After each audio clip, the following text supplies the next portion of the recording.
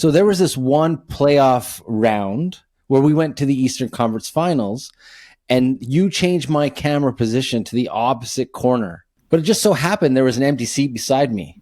So I text E, and I told him to come down and watch the game. Yeah. E was there for 2 minutes, and right away, my phone goes off. What's E doing down there beside you? I got you 2 chairs so you could work, not so your friend could watch the game.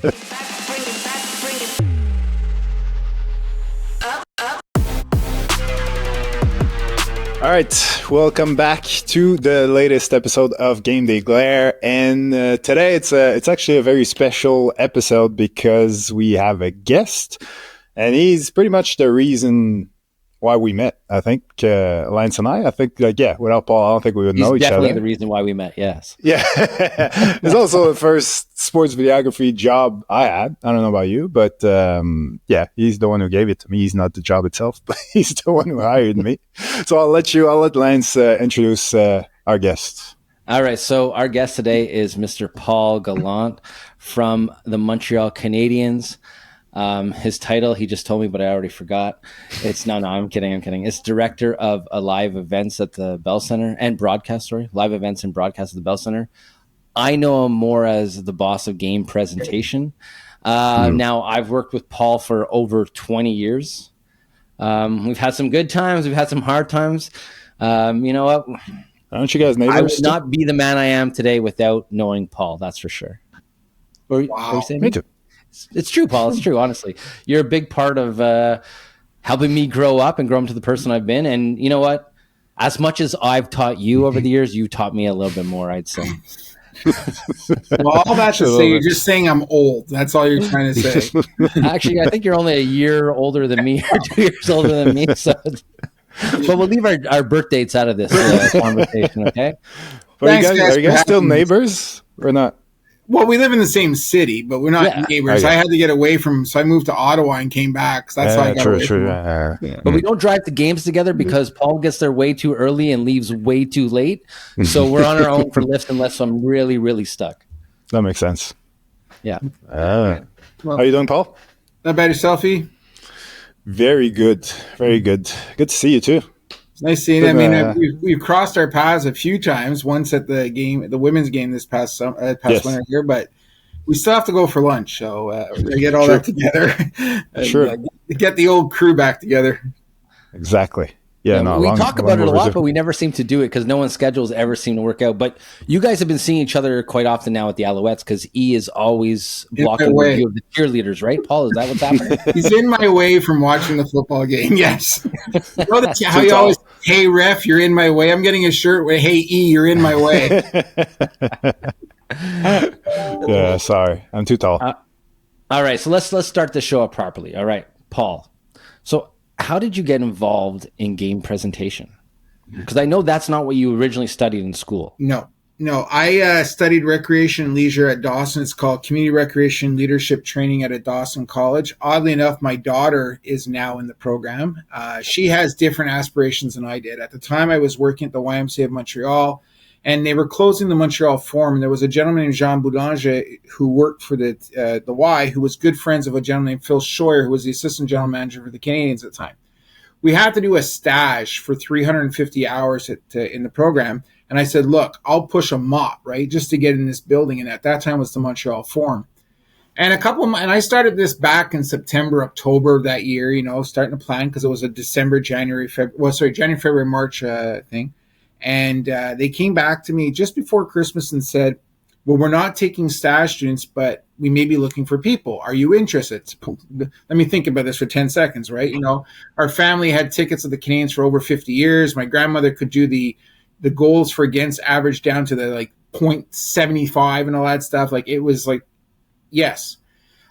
Interviewed in January. I remember the day I interviewed. It was a Friday. I went to the game. It was a Saturday afternoon game went with my girlfriend, now wife, was against the Bruins because my grandfather had his tickets, and I waited 3 months to basically get an answer. We talked a couple of times on the phone, and they hired me officially for my first game. My first event was March 1st, 1996. We did some training, we did some events here at the building, and we came here for the first game at the Bell Center. So at then Molson Center. So that's how I all got started in this. And much like you did, Lance, you weren't really in that scenario, but I was a contractor who worked game by game by game. And then, I just touched everything. People know I can't do camera, but they even put me on camera one night in the corner, which is now Lance's camera. I think maybe that's why Lance is there. I'm not sure. But I couldn't get the viewfinder from stop fogging up. And I was like wiping it the whole time. But so I did everything, and I ended up working finally. My first job was a shot logger. I basically took time code and wrote down what was happening, so the editors had a log the next day. But I eventually working on the matrix boards, which is like the big light brights, the stats and all that stuff on the old 8-sided boards, and just progressed. And then a couple bosses came and went, and eventually I was hired full time just as we were going into the 7 years of centennial of the Montreal Canadiens. So, and then I became boss of Lance, and eventually he came on board, and my life got turned left upside down, as the song goes. And here I am today with a lot more gray hairs and apparently an old man. Listen, there's a lot of in between from when you got hired and now that you're an old man. I met you, it was in 2002, and I remember you used to book, we called it Future Habs. And what they were when people rented the ice for games or special events, Paul was the guy who booked it. So us, as cameramen, that was the perfect opportunity to work, because you got to try all the cameras and you got to get to know, you got to hone your skills. So I don't know, did you ever do any of those games? The Future Habs and stuff? I don't think I did. No. I know what they are. It's like a corporate gig, basically. Like people renting out the ice and having their own little moment as if they were playing for the Canadiens. But no, I don't think. No, I went straight for the big show. I'm not. You know me. I only do the big stuff. I don't bother training and working my way up. So, Paul, all those events now, like you're leaving out stuff like in your career you've seen Centennial games, All-Star games, drafts. We finally got a Stanley Cup final. Out of all that, what's your favorite memory, and what was the most challenging event to do? I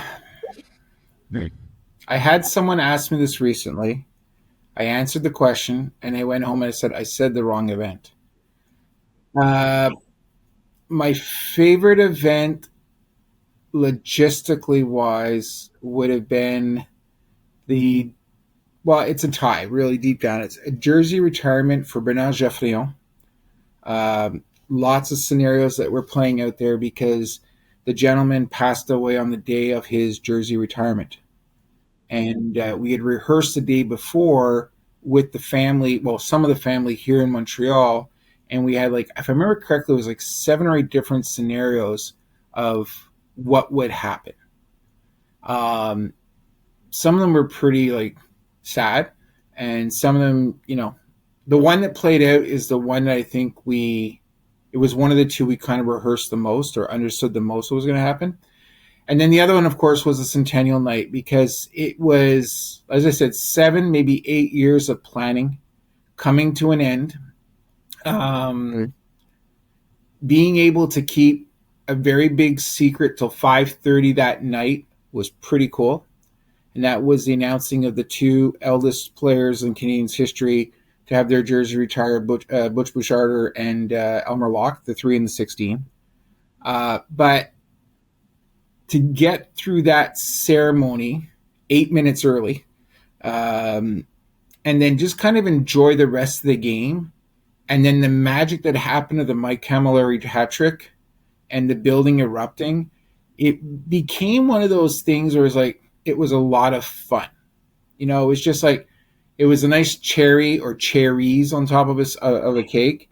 But you guys know, you saw it. It was sometimes, 16-hour days, and you'd go home and you'd come back at night or come back the next morning. It's okay, well, I went home, being I live on the South Shore. I sat in traffic for 2 hours at 1 o'clock in the morning, and I get up in the morning and I'm sitting in the same traffic going in, but there was nothing else worth doing. It was great.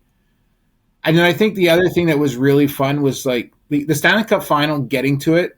It took 25 years for me to get to a Stanley Cup final. It was sad that it was during COVID, Like the old story of the Montreal Canadiens, when they won the cup in '93, it was during the 75th anniversary of the Stanley Cup. It was kind of meant to happen, because so it was kind of meant to happen that the Montreal Canadiens, I believe, are the only Eastern and Western Conference champions in National Hockey League history. So it's this whole team, it's this whole thing.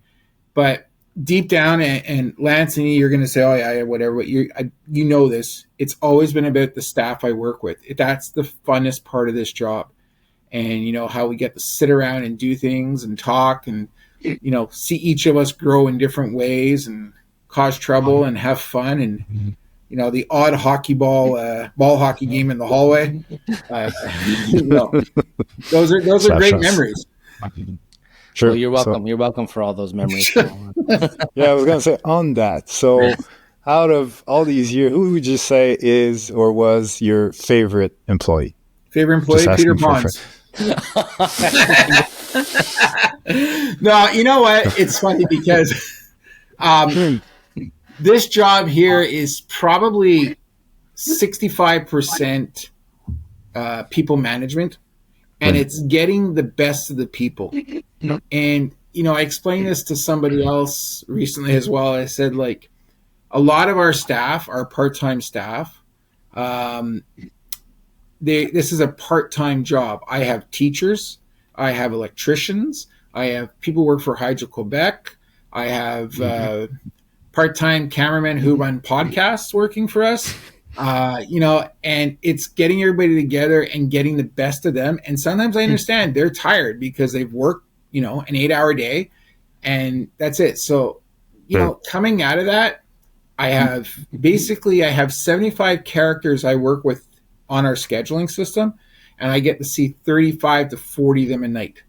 So every character has their favorite night for me. So, and the good news is generally a 41 plus games a year, so everybody gets their night. So I can be just like a happy father and not say I have a favorite child. But there's some new rules now. So now when you show up late, yes, you either have to tell a joke or you have to dance. So there's certain people who show up late just so they could tell a bad joke. Now I'm always early because I'm not good at jokes or dancing, so I just show up early. I thought you were going for the jokes. Yeah. No. Actually, I want to go back to one thing you touched on, though, Paul. The night that we made the Stanley Cup Finals. Yeah. I remember running up to see you.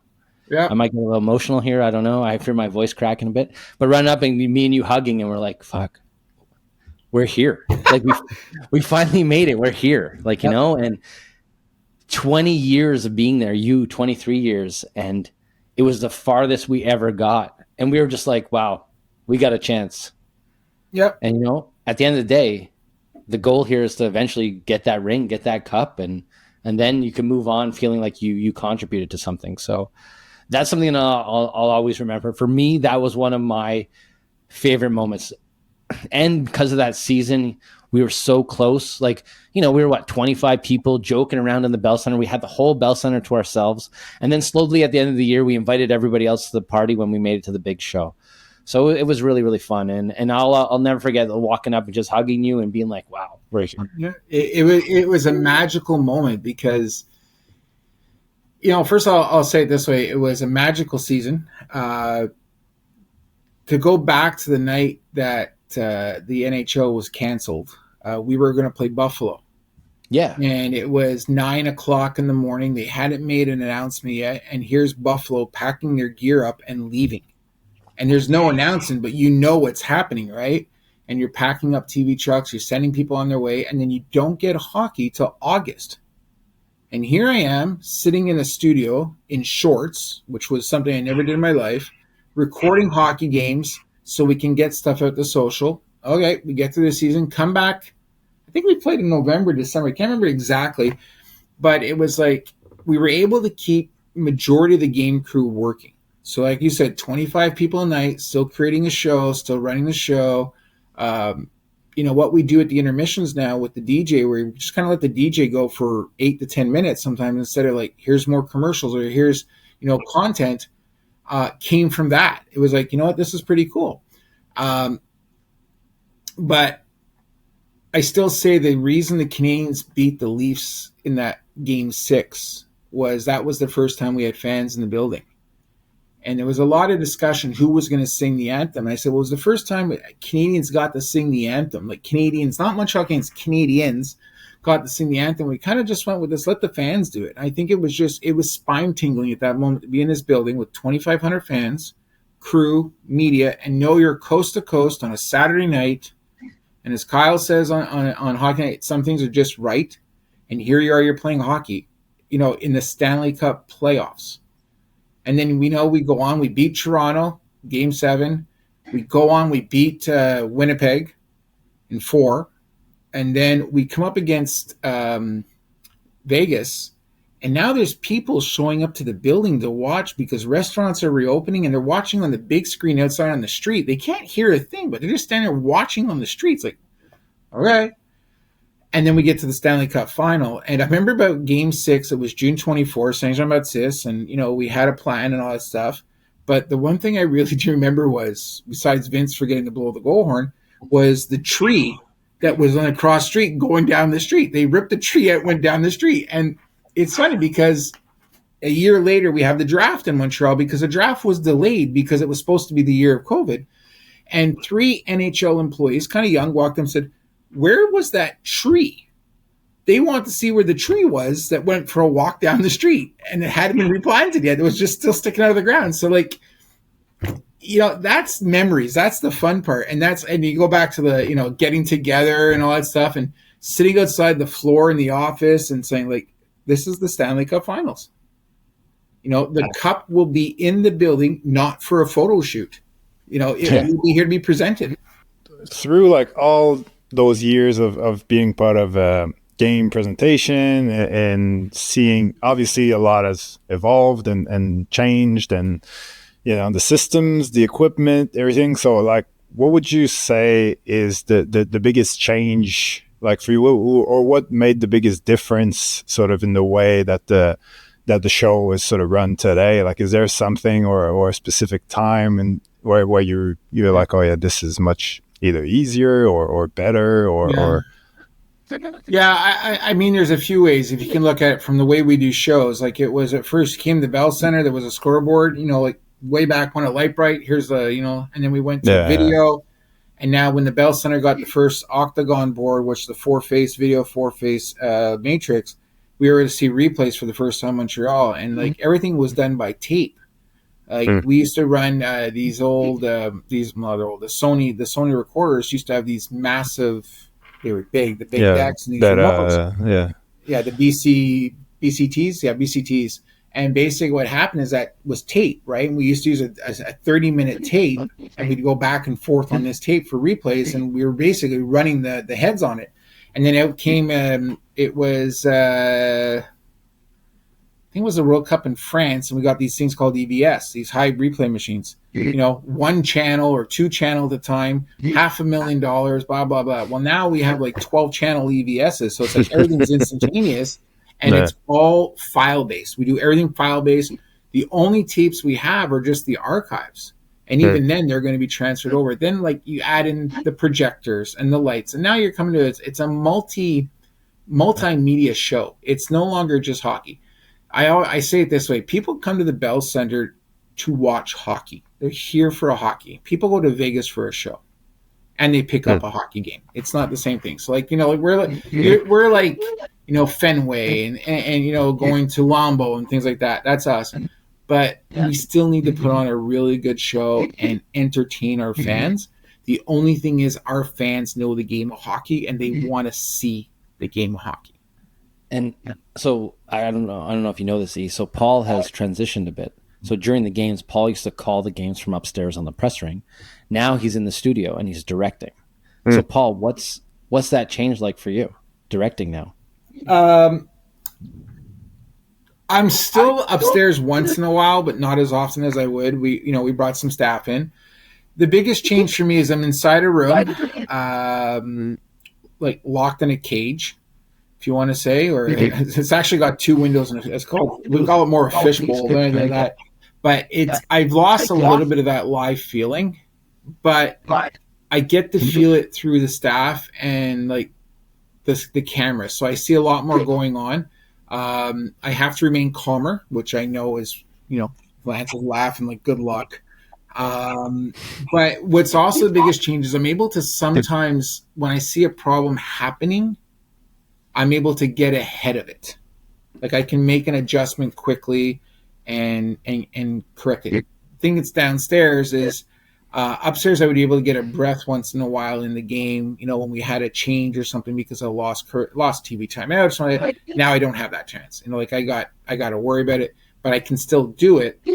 But I have to focus now on 12 different cameras to make sure we get the right shots and replays and tell that story. Because really what we're doing is we're telling the story throughout the night. So speaking of all the entertainment side of a sport, at the moment we're sort of obviously during the off season, or is it like who's training at the moment? Is it just like rookies and stuff?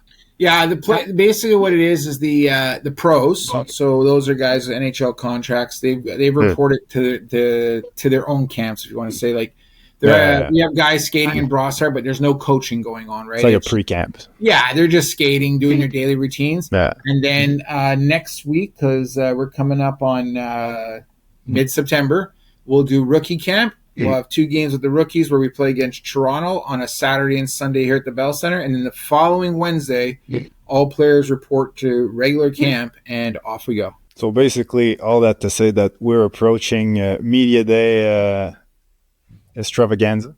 Yep. So like what for people who people watch this show, they obviously they love to, well, not they love, but like they often have to organize a Media Day, but like at your level, like, what does it look like? Like, how early do you start that process? And then what do you prepare in advance? What does, like, pre-production look like? So, Media Day, or we call it here car wash, because everyone says, why do you call it car wash? Because we take your car to the car wash to get it detailed. So we're detailing the players, right? Making them look good.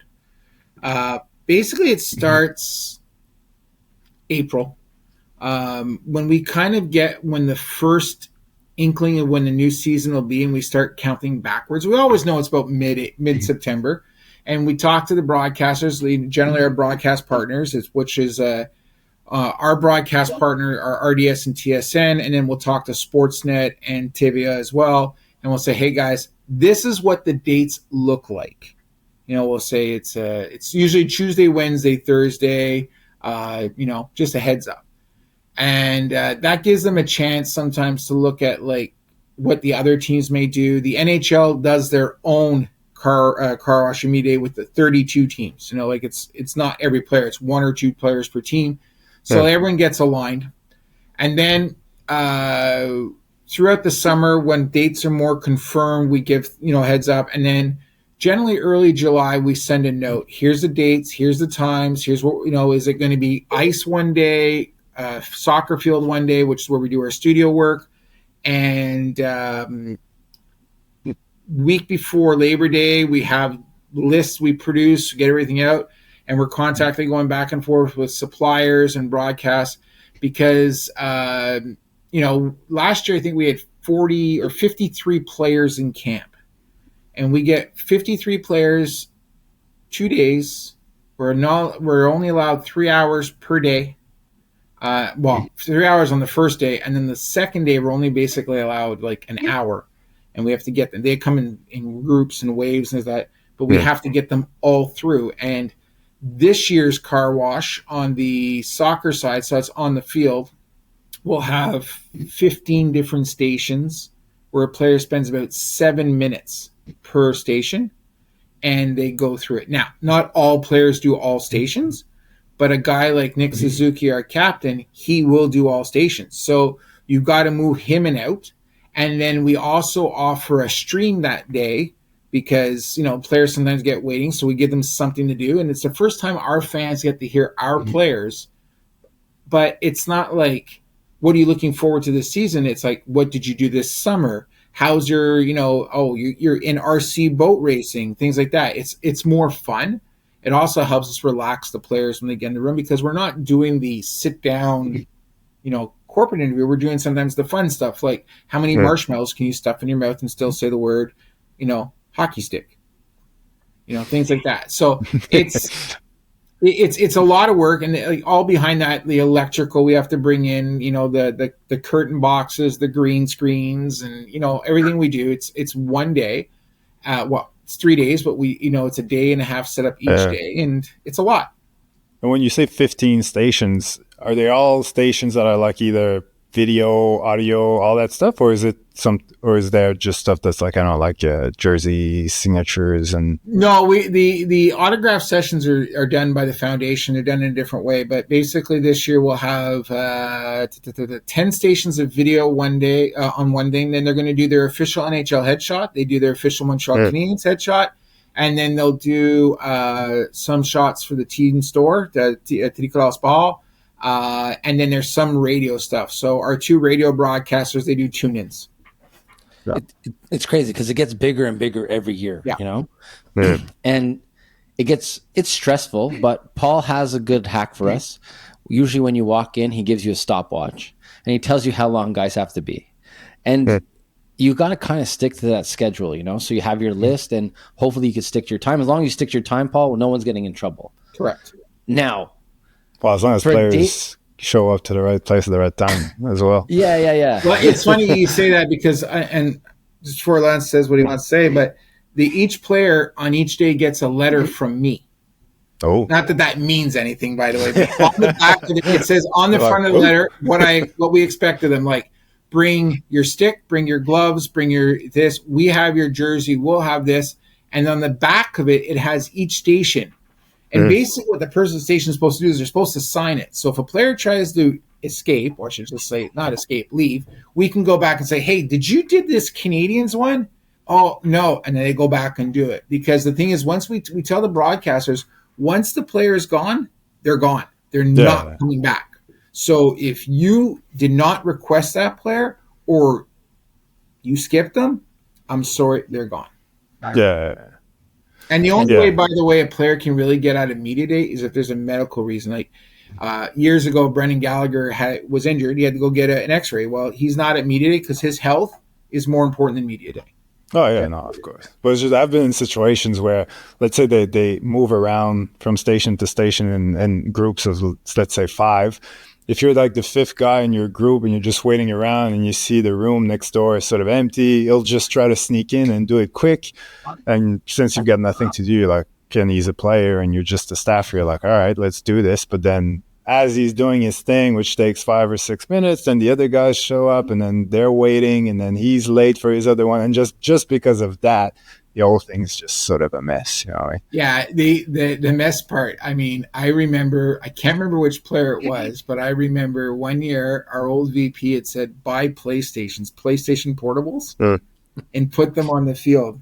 I think he got through 4 games of FIFA. He was a rookie. He just sat right in the middle of the field because it was, here's a veteran, and like, you're next, here's a veteran, you know where you're next, here's a veteran, because he had like 3 headshots to do, but we needed him for this one station, you know. And the guys get it. They're really good about it. Like, honestly, the players are really good about this. It can be a tiring day, especially if you have the early morning skate, then the video session. You know, it's a longer day for them and they're tired, and I get it. And we try to make it as easy and as fun as we can for them. Yeah. I love that mix of veterans and rookies as well, because I just remember one time it was so funny. There's like 2 veterans, you know, seeing each other for the first time in a while, and they're talking about their summers. And there's like these 2 kids that are definitely not making the team, but just getting their headshots done. And they're just listening to the conversation. And the both guys are like, yeah, bought a boat, went to China, did this, did that. And they're looking at him like, you know, I'm so close to that life. And just sort of in awe and just, not this year, but one day.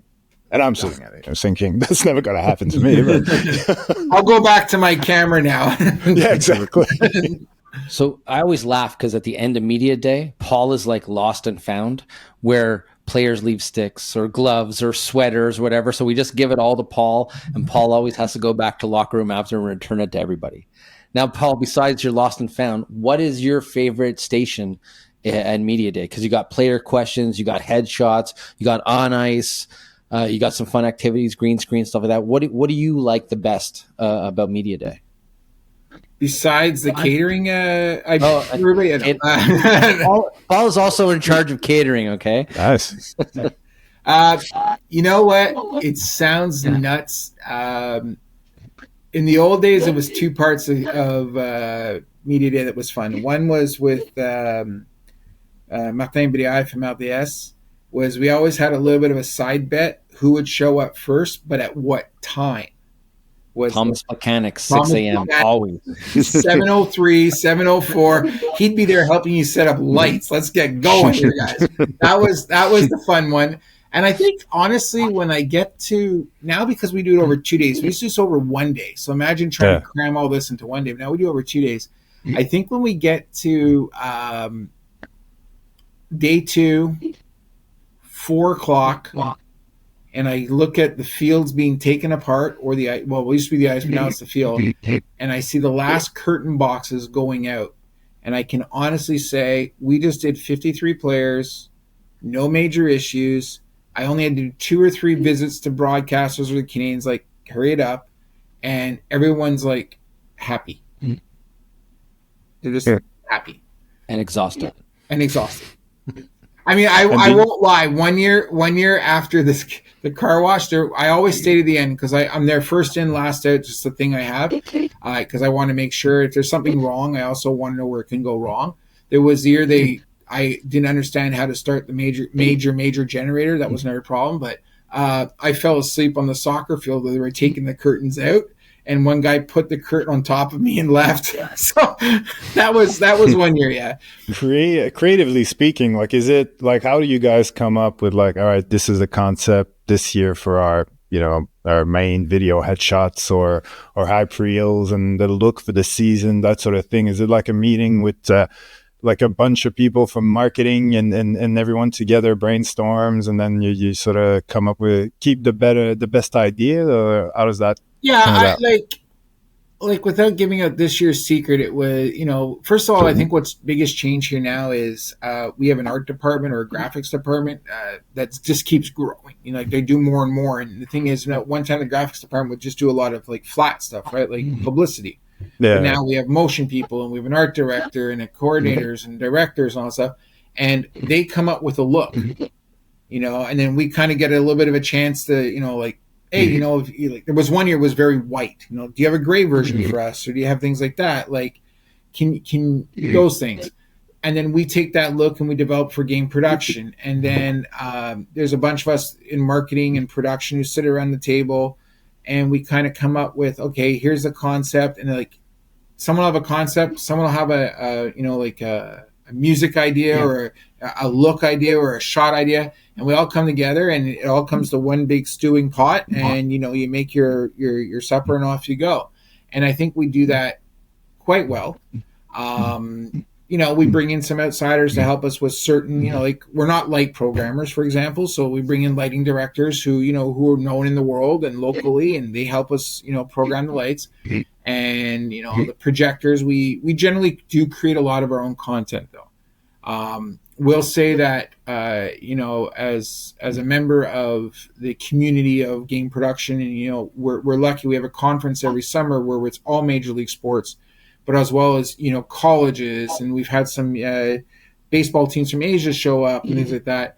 We are one of those teams that we do. I would say our shows are 95% in-house.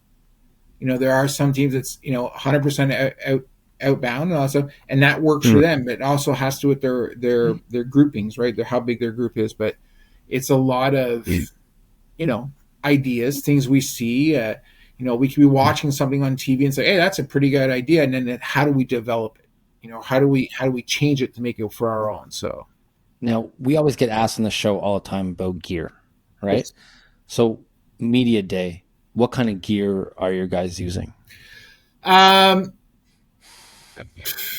First of all, like, when I was in Dawson and Montreal, I studied recreation, did a minor in television, and the late Paul LaBelle, who was my TV teacher, said, the one thing you need to know is you need to know your make and models of camera equipment, because if you don't know your make and models of camera equipment, you don't know what you're talking about. So the thing is that back then you had like 2 Sony cameras, 2 Panasonic cameras. Now you have like 65 different models of Sony, 65 different models of Panasonic, 50,000 different lenses.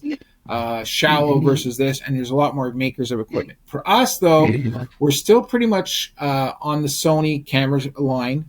We're using, FX12, FX9, sorry, 12. Well, Oh, it's already out. I don't know something. You know something I don't? Sony guy, get away. No, the FX, the FX series.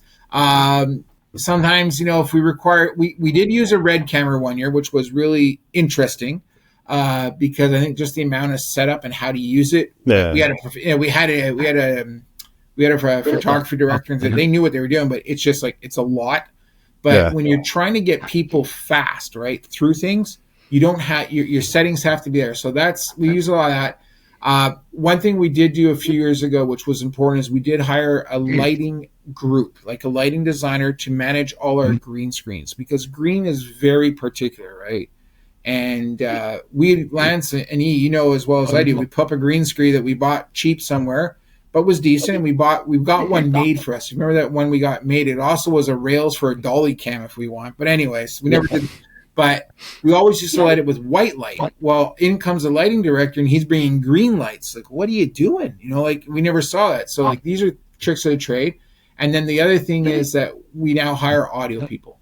There's audio people that do our audio, because one thing is when you're mixing sound for, a Bell Center building or your cell phone, the audio needs to be good and crisp, because if it's garbage in, it's going to go out as garbage. And one thing about soccer fields or large spaces, like it's an indoor soccer field that we use, is the highway's right next to it. So you constantly have going through, because it's just the normal day. And I remember the first time the light rail system went by, like, what is that? But the audio guys help you manage that overall room tone. So that's the pretty much different gear, but it's also making sure you have the right people running the gear. And what do you do when there's a trade mid-season? Like, what does that player have to do to sort of, get in the video? Well, first of all, there's two steps to it, right? Step one is players traded at 9:00 in the morning on a Tuesday, and you got a game at night. Will he be at the game? So first thing you got to do is you got to take the player leaving out of everything as much as you can. So that's the first thing you worry about. Second of all, you get the player there. You hope to get him in a photo shoot in the first couple of days, and you get this and this, but you get tick photos, and you get his headshot done so you can introduce him to the crowd with your different visuals, such as, his season stats, his scoring bar. Then as the season goes on, we add, he scores an amazing goal. Well, next game, you get that into the opening video, and you build that player, because, he's part of your team. We're introducing players. We're not selling the players necessarily, but we're introducing players and making them part of the team. And the hardest one sometimes is, like you say, when there's a trade, but if there's a rookie who just came up, you don't have much of him. So he may not get in the opening night opening video, but you got to get a couple of games, and as soon as he scores that goal, you got to get him in quick. But yeah, so we'll do a mini car wash with the player a couple of weeks out after the trade. And what I guess I never realized this until about maybe 10 years ago is when a player is traded, if they're on the road, generally the first 2 or 3 days that they have off, they go back to where they were living and they pack more clothes and come, because if you're traded on the road and you're on a 3-game road trip, you may have like 2 suits with you. Yeah, 2 suits. So here you're arriving in a new city and you got 2 suits and you've got 5-game homestands. So the first Sunday, let's do this headshot on buddy. Well, he may be missing practice because he's back at home getting the rest of his clothes, so. But for game presentation, like you're talking about player videos and stuff like that, like you have a lot of video content that you're pumping out during a game. Like on an average night, how many videos are you pumping out?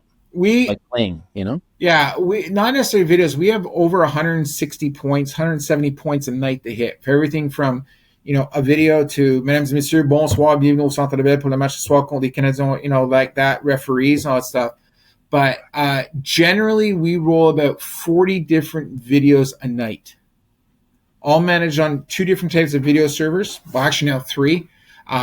But whether it's something as simple as a Habs TV video, an opening video, or, unfortunately we have to do some type of a tribute video or for a happy moment or a sad moment, it's all stuff that comes out throughout the day, and we upload it in the system and off we go. So I think it's a script of 20 some odd pages we go through a night, and sometimes we get thrown on the fly like, here we go.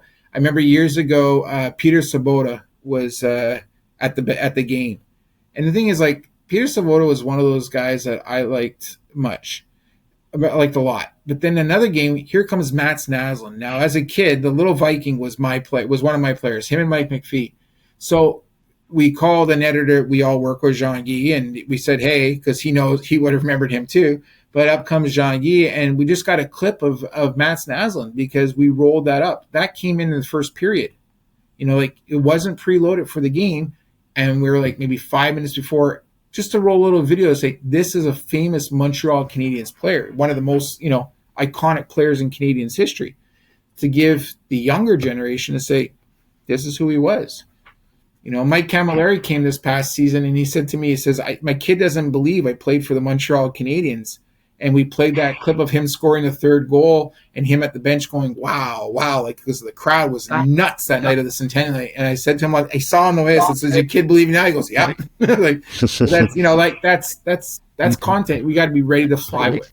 So I imagine you have like a huge server where you can sort of search when you're looking for like archives and stuff. Like, is it all sort of labeled per player, per year, all that stuff? You can do all the research you want and stuff pops up. Is that how Lance will probably tell you I've labeled more boxes and videotapes in my life, because he always makes fun of me how I label all my boxes.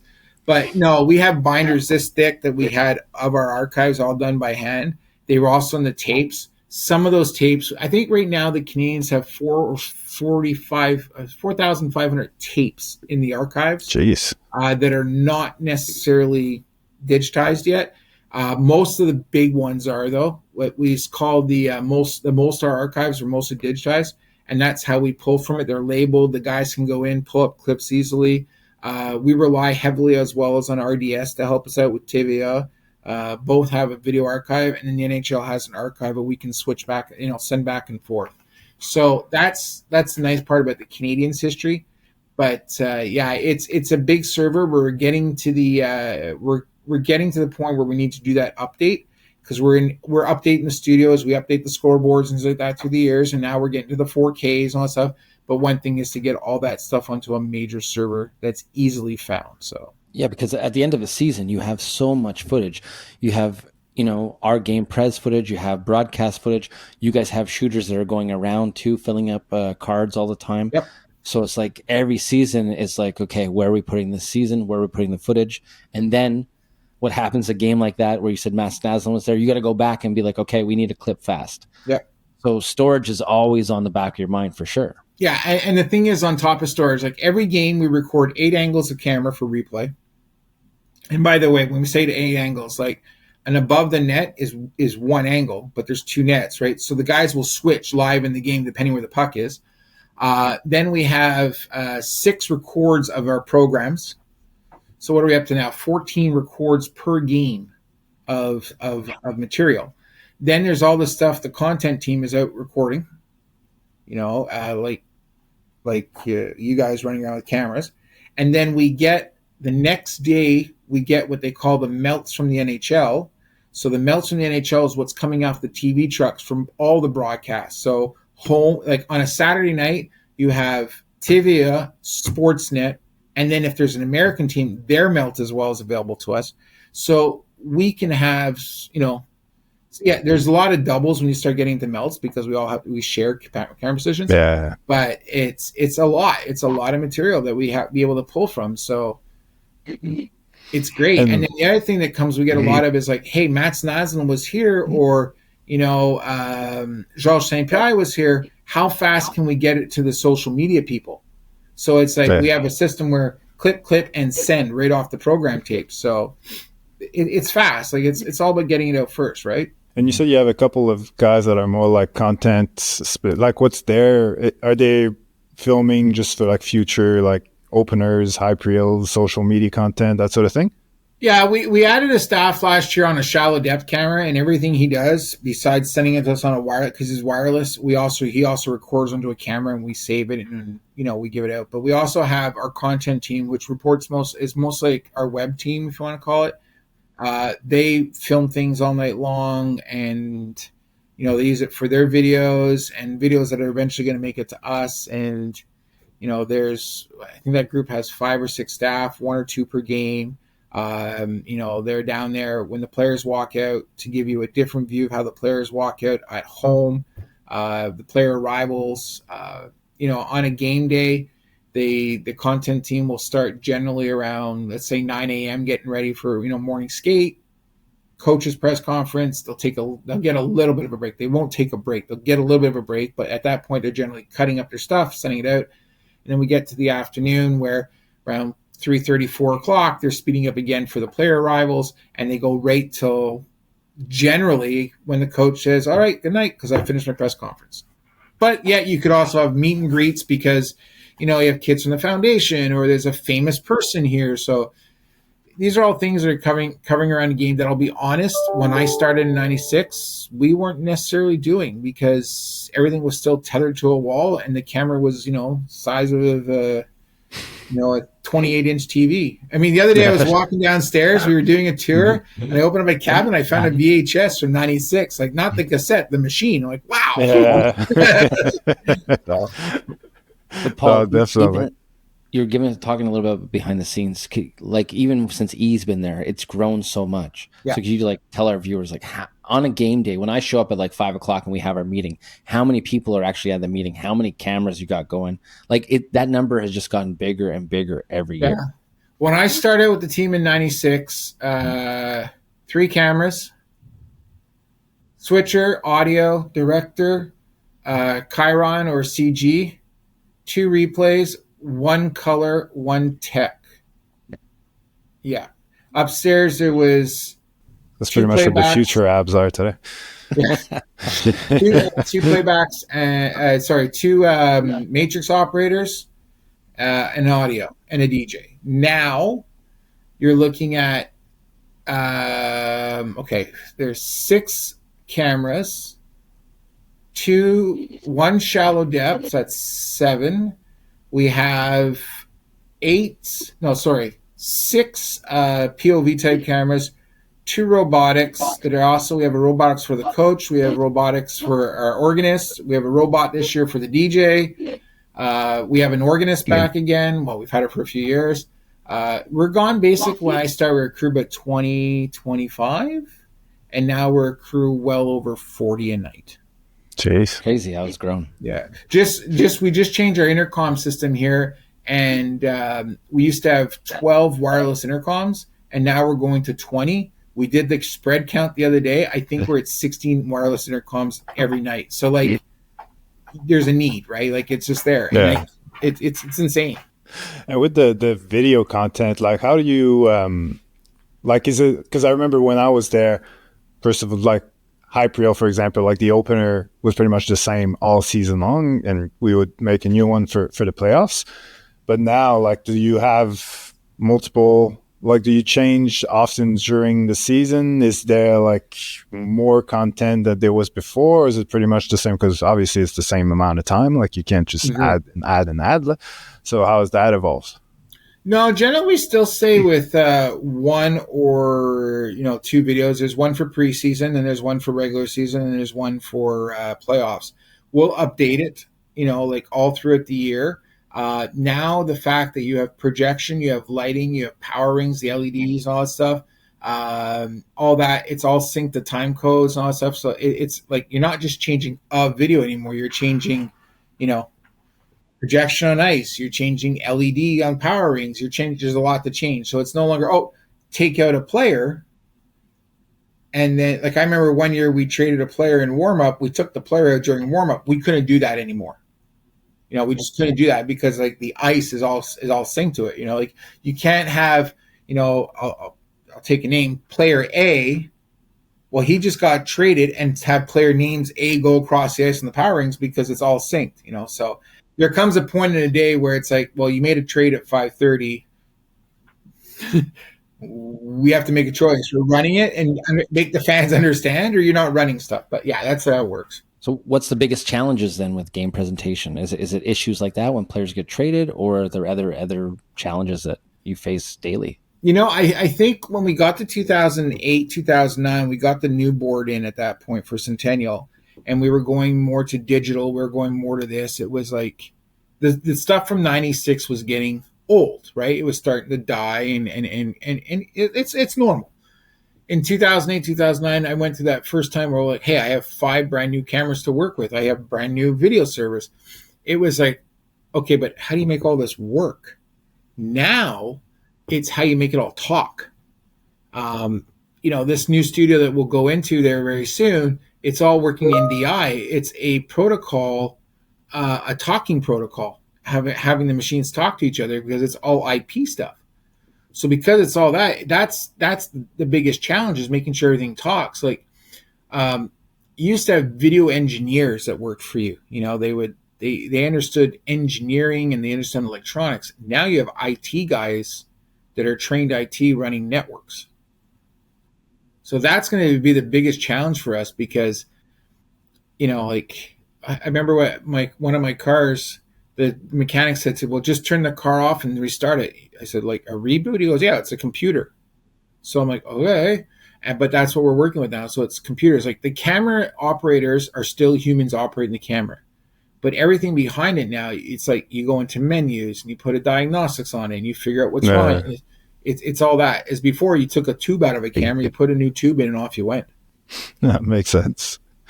And do you think because I'm assuming you've probably been to a few other events and other sports around Canada and US and whatever, like, do you see what do you think is the biggest difference between hockey and either basketball or football, for example? And is there some stuff that you take from them and then you bring into hockey?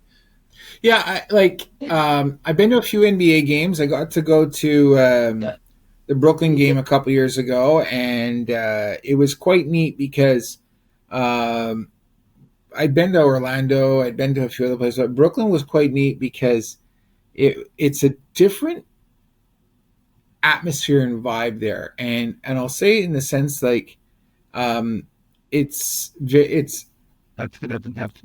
was Houston against Brooklyn, and it was a decent game, and they did some just basic stuff, like just very rudimental basic stuff we've all done before in our lives, and it was really good. The next night I went to a building I always wanted to visit, and I went to MSG, Madison Square Garden. And, it's an old building, and it's, the most famous building in the world, and they make sure you know that. But you're walking to one of the, the original 6 buildings, and they're doing something like Name That Tune. Well, it's just very simple. And sometimes you got to say to yourself, you know what? Why can't we just do things simple? Because fans get it. The thing is, you can't. It's like, okay, we're gonna have a horse race now. In this horse race, there's 2 dogs, a cat, and a pig. It's a horse race. Why don't you just have 5 horses? Just make it easy. Because the fan, when we have a TV timeout, it's 120 seconds. We only use 100 seconds of that to do whatever we want. So you got to cram that message down. Sometimes 2-3 messages in 90 seconds to 100 seconds. So don't make it complicated. You've won a TV. Here's your TV. Get on with it, Can you name this cameraman? It's Lance. Okay, move on with it, Can you name this cameraman who's out of focus? It's Lance. No, it's Peter. Sorry. Yeah, off you go. It's just the way it is, and that's what we take away. Sometimes it's the complexity, but to make it easy.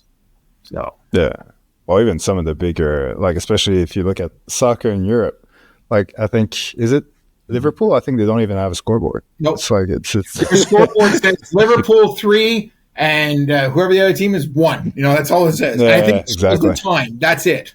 Yeah. But it goes back to what you were saying about, people go there for the sport. They don't go there for the entertainment. But as you're talking about keeping things simple, it's live TV you're doing. So there's mistakes. There's stuff that goes wrong. The trick is to not always let the crowd know. So can you think of one time where there was a big mistake and no one knew because you kind of saved the day behind the scenes? Well, there's one that comes out was one year in an opener. We were going to project onto screens, and in the 4 weeks leading up to it, we were using this system where it drops the curtain, and it was supposed to, when it would drop it again, but it would never drop on the second time. And I'm like, we can't have this curtain hanging above the ice. So what's the safety system? And they came up with the system, and we were so rushed that they didn't put it on properly. So as soon as the curtain first dropped, well, the first safety was off. Well, it just took it right down. But not just one. Both curtains came flying right down to the ice. And I'm like, okay. And I don't know what the fans knew. They probably all saw it. But God loved the switcher. Because we were running off an auxiliary on the switcher, he put the auxiliary to the main board. So you only saw maybe a second or two of darkness because the scoreboard was supposed to be black. And then up came the video. But there was one year where we were rendering the video, and it ended, and this was on old Avids. So I was probably there. Yeah, no, you weren't there, but I don't think you were there, but you worked on the Avids, right? Yeah. So the Avid had finished its render, and we pushed play to run the scoreboard, the video off the Avid. We ran a wire down the hall into the control room. No one ever knew. Nice. What else? So there's a lot then. There's more than one. I just asked for one. You're just rattling them off. You know what? The thing is, it's there's a gentleman who worked for Dome Productions. His name, and we told the story yesterday. His name is Wade Taylor. He was a technical engineer, basically in charge of the truck. And at the end of the show, he would turn and say, you know what? We fooled them again. And that's kind of what it is, right? It's like the show has to go on. So if something majorly failed, and I've had situations where what happens a lot here is like something's supposed to play sponsor-wise, but we lose a TV timeout, or we just can't get it, or something's on major, and I go to sponsor and I say, well, look, it failed. I can't do anything about it. Luckily, we have 41 games. We'll catch up at one point. But you just got to keep entertaining. Like, we've had there's a picture of an old anthem singer where his microphone didn't work, and Ovechkin put the stick right in his face, and he grabbed it and started singing into the stick. Well, that didn't really help the cause, but you move with it and you move on. And sometimes you get to take it and move on. I was like, okay. Funny, I was gonna say that the one that usually always people notice is the anthem singer. If something goes wrong with that, there's not much you can do. It's all nope.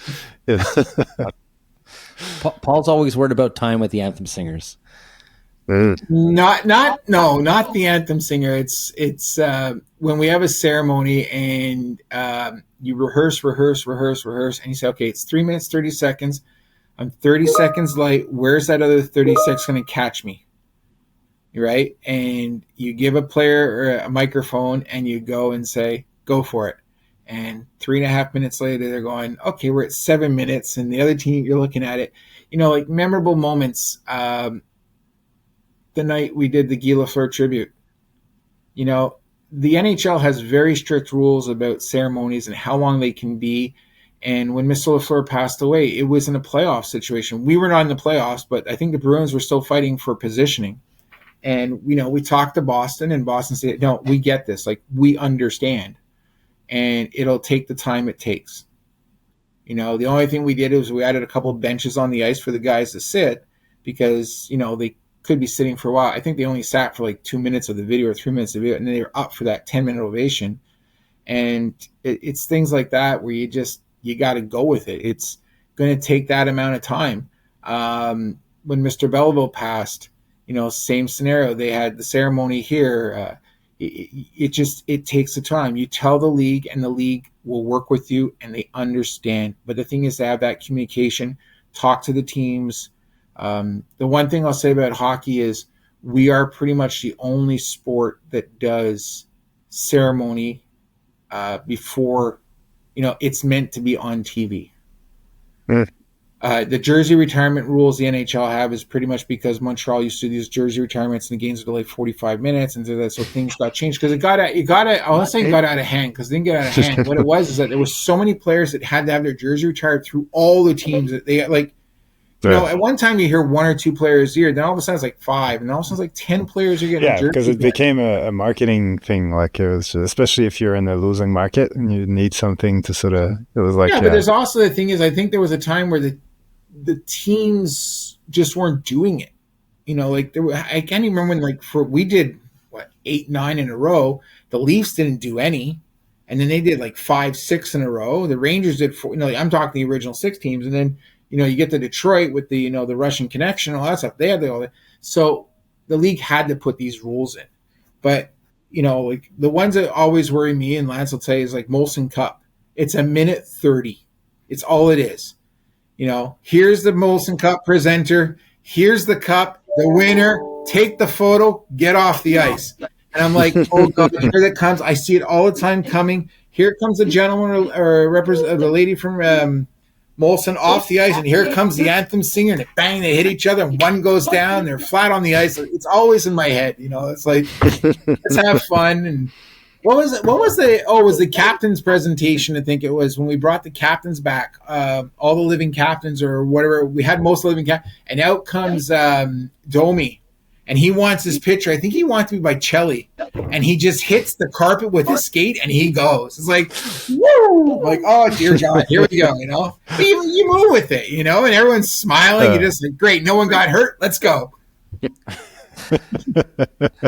So we're getting ready to wrap up here. But, Paul, the season's just around the corner. Yeah. How excited are you for opening night? Every year I say to myself, I've had it enough at one point of opening nights, because it's not opening night that worries me the most. It's game 2. And I'll tell you why it's game 2. We've basically been working on opening night now since April. That's when we started working on opening night. So what's that? April, May, June, July, August, September, 6 months, give or take. And now we're getting to game 2. We're no longer presenting players. We're not doing this. We're not doing that. And we've got to change the whole show and get in. It'll be a Saturday night game. It'll be a 15 puck drop. And I got to get that in. I have 3 days to turn that game over, because we're going to play on a Wednesday night. Thursday, I can tell you right now, we just did the scheduling today. Thursday, we take whatever we had in for open night comes out of the building. Friday, there's an actual show here. So this Thursday, we'll have the ice covered. And then Saturday, the teams will practice in the morning. We'll have a mid-afternoon break where we can run some stuff. But then we have a 4 o'clock rehearsal. And that's the first time we're going to run the show. Well, not really the first time, but it's like the first time we're going to run the show for 40 consecutive times, with no major changes. So that's like, I think the opening night is like, I want to get to it. Great, but I want to get it over with, because now I have 40 more games to produce. And this year, we open on a Wednesday, we play on a Saturday, and we play on a Monday, and then we go on the road, I think, for a couple of days. So we have 3 games right away, back to back to back. And it's a national on a Wednesday, a national on a Saturday, and a national on a Monday. Because this is the first time we're going to have Amazon in the building. Oh. Right. So it's a bit of a different operation with Amazon. Because they're going to do different things for the fans, which is great, but that means the timings are all different. So, every game is considered an 08 puck drop, unless it's a Saturday, it's a 15. A Wednesday is a 12. Monday is a 10. Well, all we're really doing is moving the warm-up up and down, but also on the Wednesday, we play Toronto. That's 1 anthem.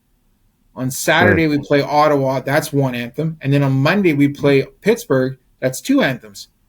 You don't understand how easy it is to forget to put that extra minute 30 in against Pittsburgh. And all of a sudden you get there, the puck drop's supposed to be, let's say, at 12. And you're looking and going, oh, dear God, I forgot a minute 30. And you got to call the league and say, hey, but we produce all these timing sheets. So a lot of people are like, there's more checks now. But that's what always, it's that game 2. Because once you get into game 2, you're into a rhythm now. And you're off, you're running. Oh, that's cool. So you still got it then. That's it. You can see the calculations going in his head. All right, Paul, well, we're going to do something for you. Since we just asked you questions for the last, hour, I'll let you ask E and I each a question before we let you go. Oh.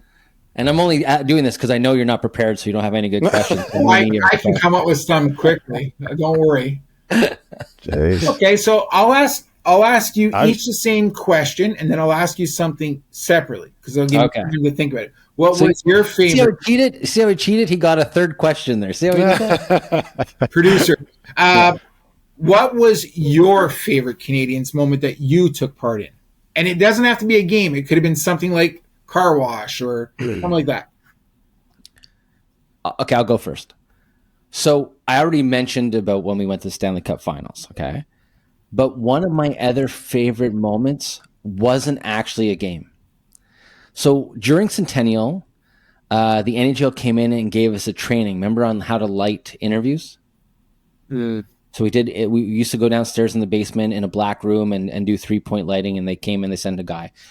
And during those interviews, we got to interview, like I hung out with Bobby Hull, Gordie Howe. I got Gordie Howe to sign a puck for my grandfather. There was a Stanley Cup there one day. Like those memories, that doesn't happen anymore where you can get that alumni in like that. So beside the game, having all those legends and the countless hours with John Beliveau down there, Guy Lafleur, having those guys one-on-one in interview situations, setting up the lighting, miking them up, chit-chatting with them. It wasn't about the interview. It was about the interaction after. Like I remember Bobby Hull telling Bob Gainey, calling him, telling Bob Gainey to go get him coffee because Bob Gainey was still like a rookie compared to Bobby Hull in the hierarchy. So moments like that really stand out for me in my career. And there were things that at the time weren't a big deal, but as I got older, they became a big deal. So for me, it was all those interactions and all those interviews during the Centennial that really stick out for me. I think for me, it was seeing Lance's face when he came back from that event with with Bobby Hall and all these guys. No, I think for me, it was probably well, obviously all the Centennial stuff was pretty cool, and it's probably when we went to Calgary for that outdoors game thing. What was that? 2011, I think it was. Yeah, I think so. Because it wasn't too long before I left. Because well, first of all, it was our first and only road trip together, and yeah, no, it was cool. I think it was mostly because of the game that was either earlier that day or the day before. It was like the old, the last time Calgary and Montreal played each other in the Stanley Cup, and so we went to the locker room afterwards, and it was basically all the players that were playing when I was 6-7 years old and just really getting into hockey, and they were all there, and they were all just chilling, drinking beers, making jokes. So that was pretty surreal, because I was never like a fanboy type of person, like being in the locker room with the Canadiens, although it was cool, but it was more, it's fun to tell my friends, but to me, it wasn't like, oh my God, where am I, blah, blah, blah. But in that locker room specifically, because it was such a childhood memory, I was a bit more like taken back and impressed. Just on that note, I don't remember for that outdoor game in Calgary, on the Saturday, I have a picture of myself in shorts and a sweat top. And Sunday, I had 5 layers of clothes on, and I set my glove on fire because it said, "Don't put your hand in the heater." And I put my hand right in, it came out. But okay, so now I'll ask you each your own question. Was cold. All right. What's your most favorite Paulism? Paulism? Paulism. Yeah. Or something I only uniquely do. Oh, man. All right. It's not so a Paulism, but it's something you do. All right, so while Paul calls a game, he tends to check up on everyone who's down below. So there was this one playoff round where we went to the Eastern Conference Finals, and you changed my camera position to the opposite corner. But it just so happened there was an empty seat beside me. So I text E, and I told him to come down and watch the game. Yeah. E was there for 2 minutes, and right away, my phone goes off. What's E doing down there beside you? I got you 2 chairs so you could work, not so your friend could watch the game. So that's my Paulism. I wouldn't do that, no. It's true that, because I've been to 2 or 3 games last season, and every time I texted you and say, "Hey, I'm at the game, guess where I am?" And within 4 minutes, you would send me a screenshot of me on some screen somewhere, and on cameras, and I would get all the Martin would send me his camera shot and everything. I'm like, Jesus Christ, just just some Jason Bourne type stuff. Hey, it's crazy what's in that control room, what we can see. You know, like the thing is, like we see everything. If you're in his arena, he's gonna find you. E. That's how it works, man. And now you know why I don't tell people where I sit when I go to games because I know how it works. Yeah, makes sense. No, that's true. But I'd say this though, like what I always liked about you is how you can, a bit like you were saying earlier about, you've got all these people who also have full-time jobs and you kind of have to make it work.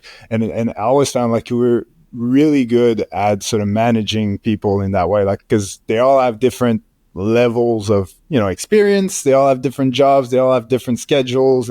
But it all sort of come together and you sort of know how to maximize, different people from, get the strengths out of everybody. Like for me, for example, like I was not the guy that was there at 9 a.m. every morning and stuff.